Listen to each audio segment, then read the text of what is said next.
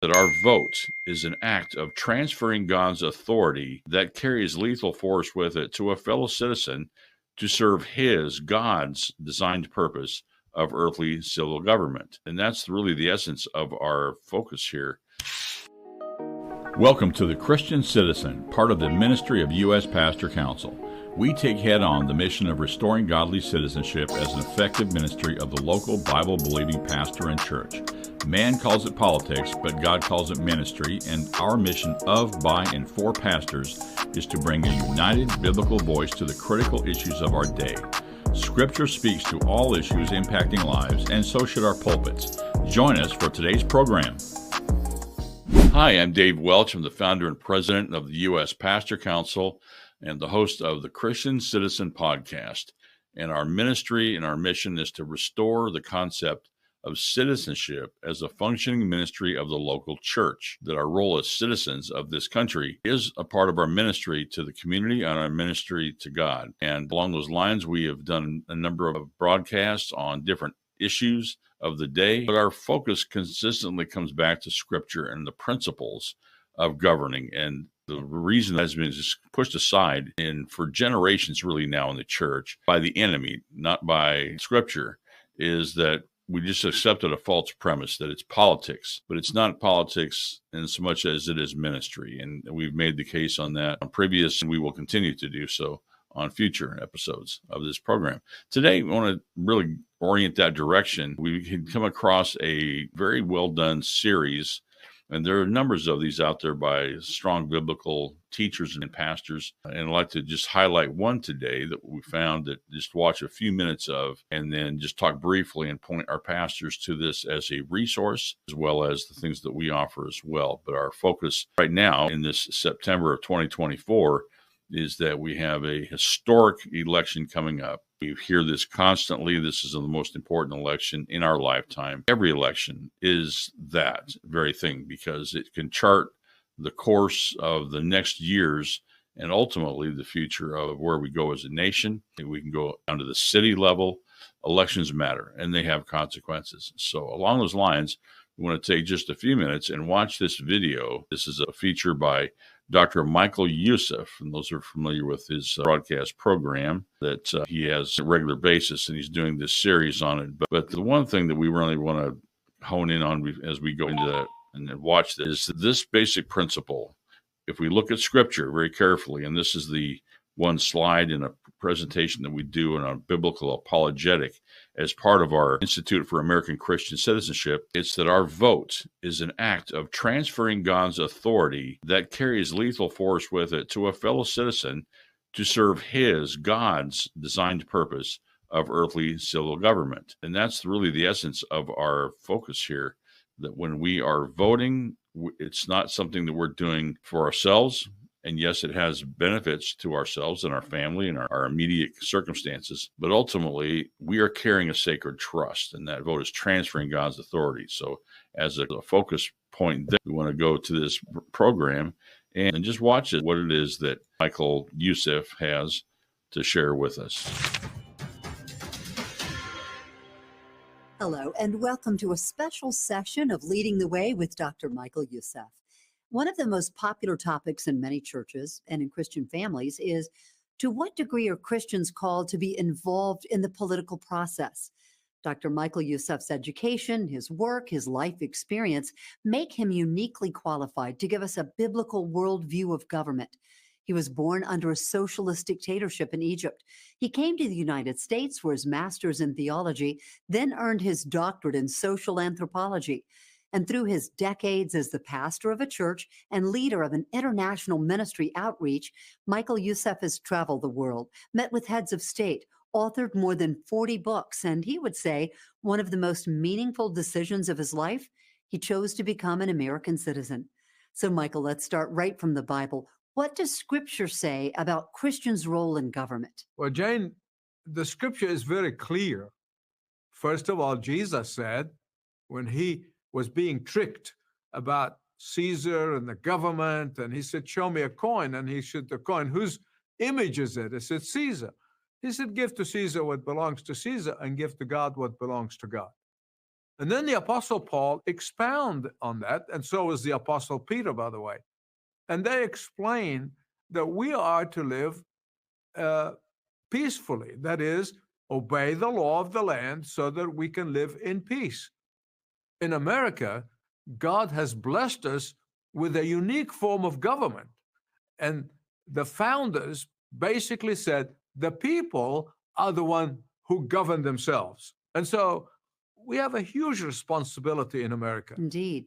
To elect people whom we believe that they'll keep the peace, they'll protect the citizenry, because that's really the primary goal of a government. So we need to be thinking about that as we think about elections and voting and all of that. Is this government going to protect me and keep me safe, or going to make me vulnerable? And that's why the role of government in the West, particularly in America, because even Western democracy, and I lived under one for a period of time, not the same as you have in America.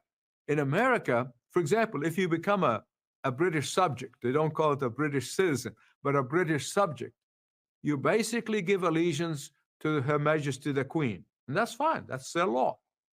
In America, we do not give allegiance to president, to Congress, to Senate, to the Supreme Court. We give allegiance to the Constitution.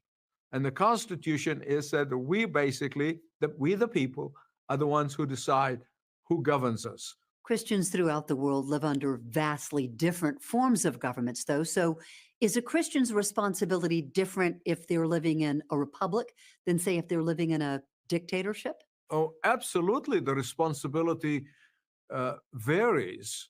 I can say the New Testament should be applied to the situation, to the current situation in the country you live in. Not every country is the same. I lived under a dictatorship. I didn't have a choice about certain things. I didn't even have a choice to vote. But nonetheless, I lived in obedience to the law of that land. Only if the government would require me to do things against God, and therefore I'll be like first century Christians would say, God comes first, God is above Caesar, and God must be obeyed above Caesar.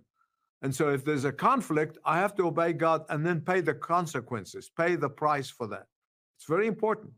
So I've experienced it. I'm not talking about theory here.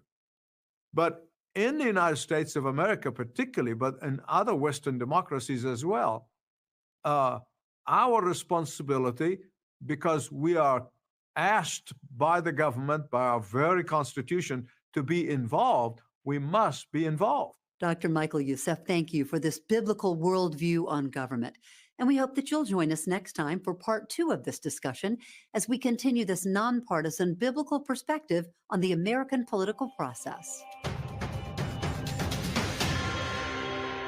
This is, again, a great example of some fundamental truths that are often lost in most churches. Most of our churches, unfortunately, most of our pastors are not speaking biblically to that premise.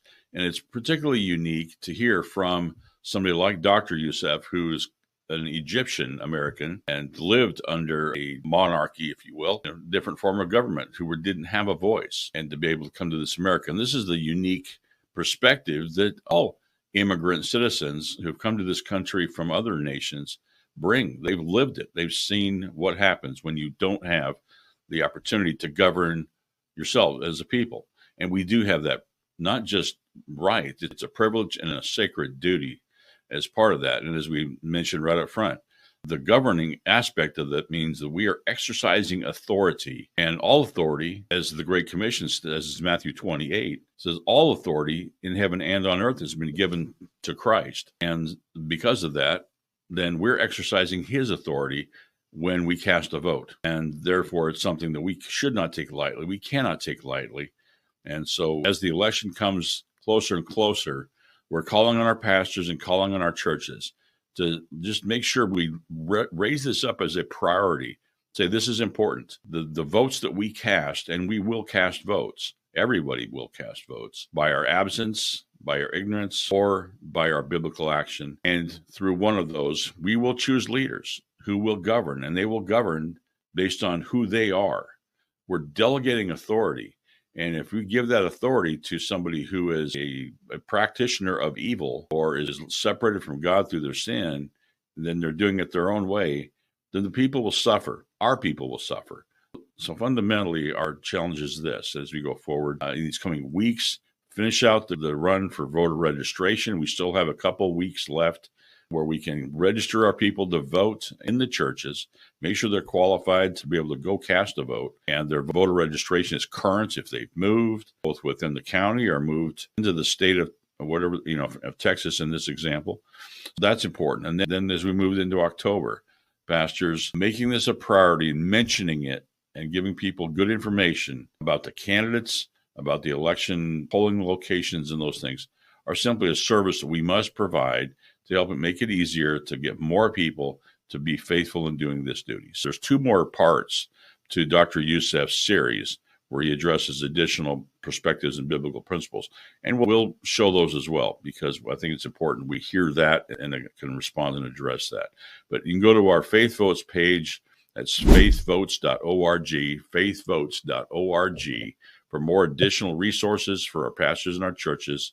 And you can also contact us calling our office at 832-688-9166, or contact us through our website, which is at uspastorcouncil.org, or through the Faith Votes page. Ask for additional resources, information, questions, whatever you may need. But pastors, we need you to lead our congregations for us to be effective, godly citizens in this hour. Thank you. As we conclude another enlightening episode of the Christian Citizen Podcast, we want to share a mission that resonates with our values. The U.S. Pastor Council, a beacon of courage, unity, and faith, is calling on you to partner with us. This pastor-led ministry, deeply rooted in biblical principles, aims to empower pastors and their congregations across racial and denominational lines to impact our culture and community through concerted prayer and effective action. Your support and donations can help us build strong, functioning teams of pastors in every corner of our cities, creating a grassroots network that could truly make a difference. Together, we can bring about Christ-centered change in our communities, provide resources for pastors,